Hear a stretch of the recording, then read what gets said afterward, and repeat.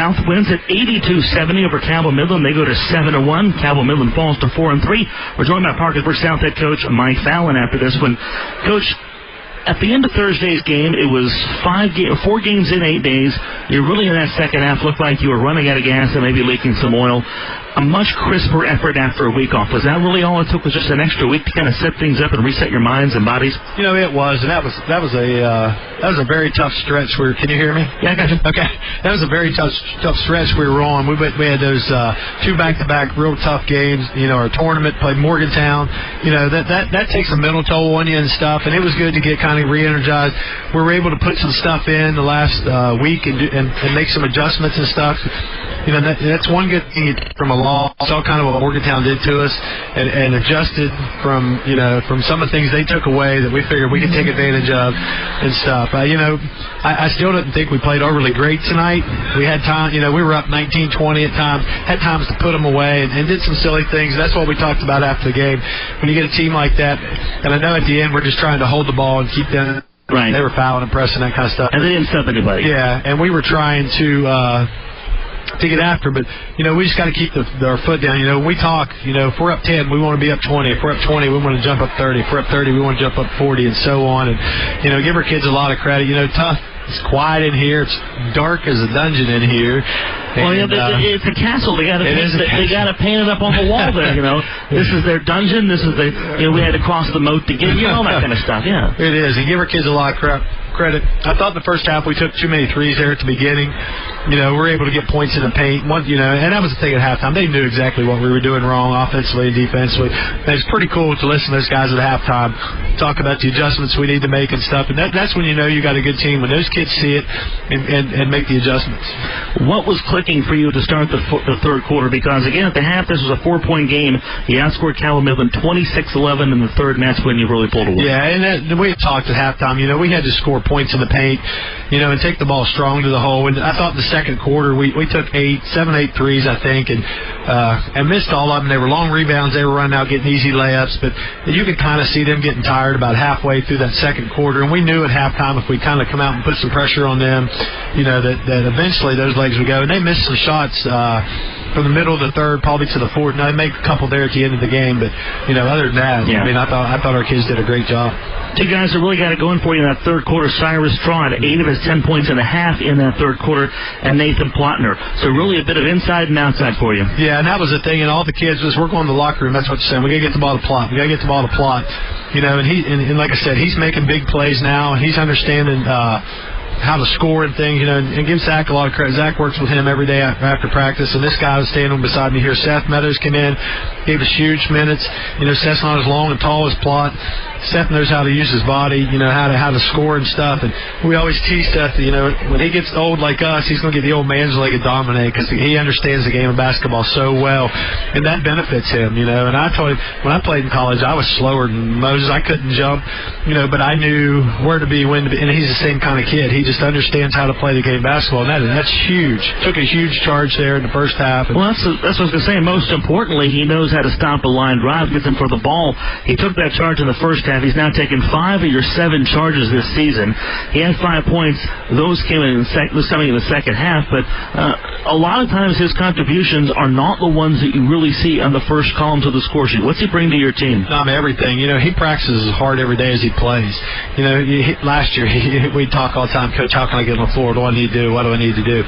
You know, he's worked and earned his time on the floor, and he battles Plotner every day, which makes him better, which makes Nathan better. But I think the biggest thing about him, he just brings it every day. There's no off days with him. He doesn't come in one day and just try to get through practice. He's always wanting reps, always wanting stuff, and I think it shows in his play. Again, you got Parkersburg High School for the second time this year on Saturday, playing on 48 hours rest after having a week off. What do the next 48 hours look like for you?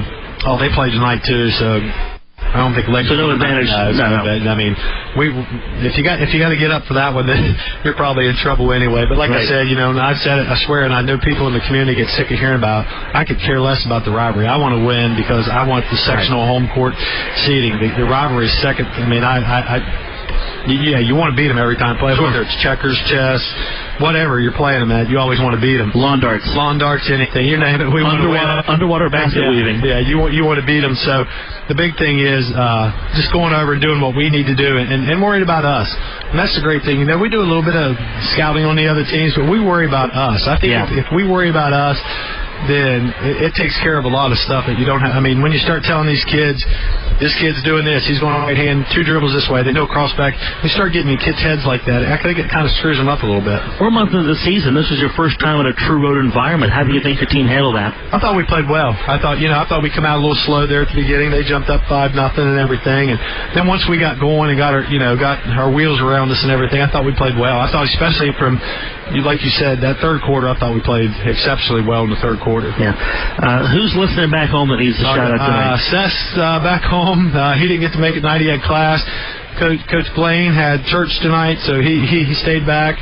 My mom and dad are listening back home. Ann's mom and dad are listening back home. I know Coach Marshall's listening. He's stuck at the Senate thing there at the Capitol. It's a legislative session. Yeah, so he's a busy guy right now and everything. And all the people back home, get ready. Let's pack that gym Saturday like we always do. Usually we take 3/4 of the gym up. Let's do that again Saturday night. I feel like we're going to have, by the end of the season, we're going to have like the catacombs of the Capitol.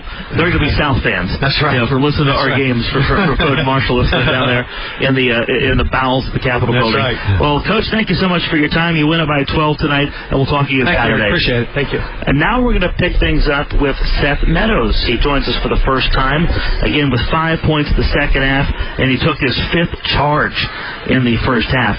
What is it that gives you the courage or the gumption to stand in front of a guy driving right at you and take that charge? I don't really know. Coach Mark always got on us about setting charges and how we have to set charges, and I was just I wanted to be that guy because I wanted minutes, Yeah. And he's like, I need someone to set a charge. I thought that could be me. And so you looked at that and you realized, hey, that's my opening right here. That's the way in. Yeah. That's a good skill to have, not just in basketball, but eventually someday in the workforce. You see what's missing and you become that guy. But again, you managed to get 5 points in the second half. What kind of energy do you try to bring off the bench when you come in? I kind of have the mindset that I just need to play harder than everyone else on the floor, and it'll all work out, That's a pretty good mindset to have, and you often do play harder than everybody else. Do you try to bring your energy and use that to elevate who's already out on the floor? Yes. I try to bring the energy for everyone on the bench. If I'm in the game, just try to hype everyone up. First time really in a road environment because, the New Year's Day deal was a neutral court. What was it like for the first time coming here in someone else's gym? I actually really like away games. I like people rooting against us and talking to us. It motivates me a little bit more, I feel like. A good thing. We're going to have a lot of them here in the next month or so. I know. Yeah, we got 3 more before we're back home. Though we're back in Wood County next game. It's Parkersburg High School on Saturday. Scouting report of the Big Reds the first time. What do you expect to do the second time? They'll be physical. Well, we'll get back to that as Mike Fallon's going to come back on here. Eric, I'm sorry. I forgot about dear Michaelin. She's at home and just texted in that I did not hear her, and I forgot I didn't hear her in the bleachers. So, hi, Michaelin, and I'm so sorry. Sorry for interrupting Seth here. Usually I remember that. Coach. Usually I remember that. Because Cam's here, Seth's here. But anyway, you get back to PHS as we got Seth Meadows back on. What did you see from them the first time? What do you expect from them? Why do we have an audience? Holy crap, we got the whole team. PHS is really they're all holding their phones in my face right now.